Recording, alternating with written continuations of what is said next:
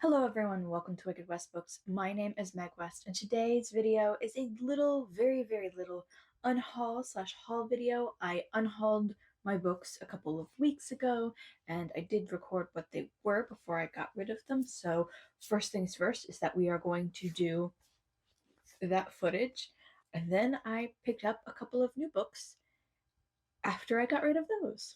We have 10 Big Ones by Janet Ivanovich. This is the only book in the series that I own and in paperback, and it's a series that I've kind of given up on reading. Just kind of repetitive in that at the end of every book that she gets into, she knows which of the guys she's going to end up with, and then by the next book, she's confused on what she wants to do again. So I'm gonna get rid of this one.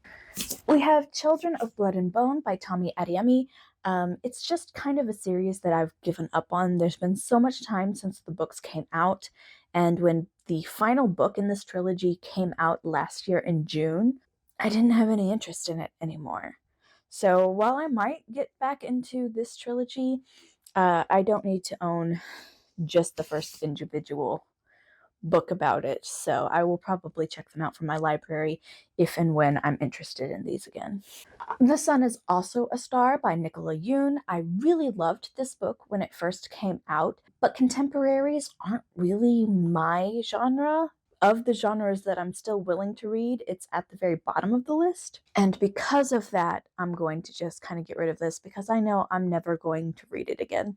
Alright, so for this we have Vampire Academy, we have Frostbite, and we have Shadow Kiss by Rochelle Mead. These are, of course, the first three books in the Vampire Academy series. They're the only ones I own of them, and it's not one that I'm going to go back to. So I figure I just get these off of my shelf.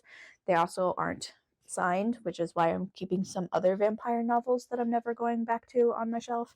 So just to clear out a little bit of space, I did keep the handbook just as kind of a memory that I did read these books, but I don't need to keep even only just part of the story, and I don't want to collect the rest of them. So we're just going to clear off a little bit of space.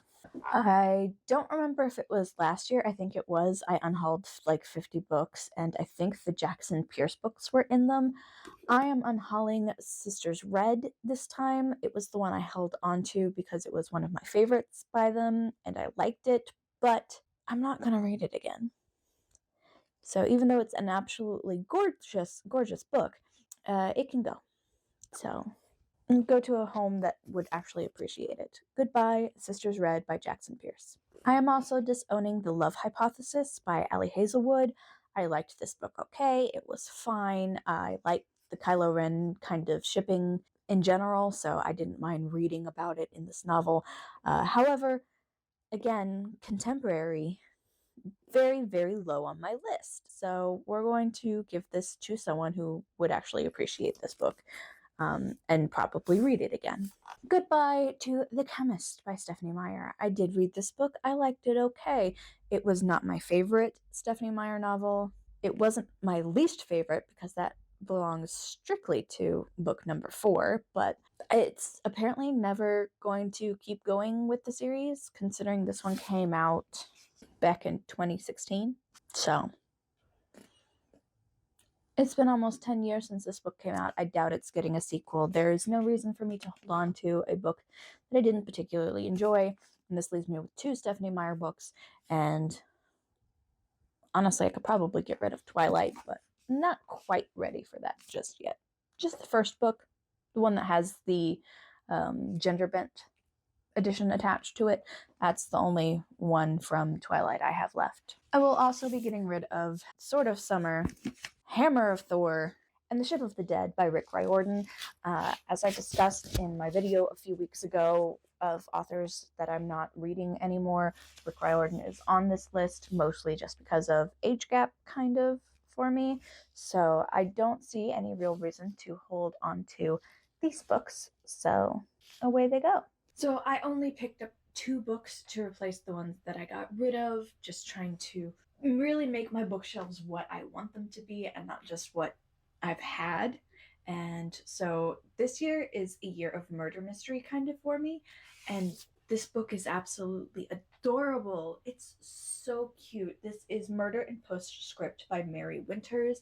It is the first book in a series. It is kind of a Pride and Prejudice-esque murder mystery. Hello, baby. Oh, is that the best hello we can do? Okay. So, when one of her readers asks for advice following a suspected murder, Victorian Countess Amelia Amesbury, who secretly pens the popular Lady Agony column, has no choice but to investigate in this first book in a charming new historical mystery series. I love the idea of that. I love the era. I love the idea of that. I love a good murder mystery, and this promises to be something like I've never read before. And when it's this cute and on sale, I had to have it. So the other book that I picked up at Gardner's in Tulsa, and have I ever heard of it before? I have not, but its plot is something that's really along the lines of things that I would enjoy reading. So we have Arcadia by Ian Pears, and this is, I have to just read the blurb for this book because three interlocking worlds, four people looking for answers, but who controls the future or the past? In 1960s Oxford, Professor Henry Lytton is attempting to write a fantasy novel that foregoes the magic of his predecessors, J.R.R. Tolkien and C.S. Lewis. He finds an unlikely confidant in his quick-witted, inquisitive young neighbor, Rosie. One day, while chasing Lytton's cat, Rosie encounters a doorway in his cellar. She steps through and finds herself in an idyllic pastoral land where storytellers are revered above all others. There she meets a young man who is about to embark on a quest of his own and may be the one chance Rosie has of returning home. The breathtaking adventures ultimately intertwine with the story of an egocentric psychomathematician whose breakthrough discovery will affect all of these different lives and worlds. And it just sounds like a really fun adventure through like a book world that's going to have some like math and science and stuff behind the fantasy, and that is something that I absolutely enjoy reading. So even though I know absolutely nothing about this book or the author going into it, I am excited to read it. So that is going to be it for this video. I hope you guys enjoyed it. If you did, feel free to like down below, and feel free to subscribe to my channel if you have not done so already. I will post another video next Wednesday. Have a wicked day.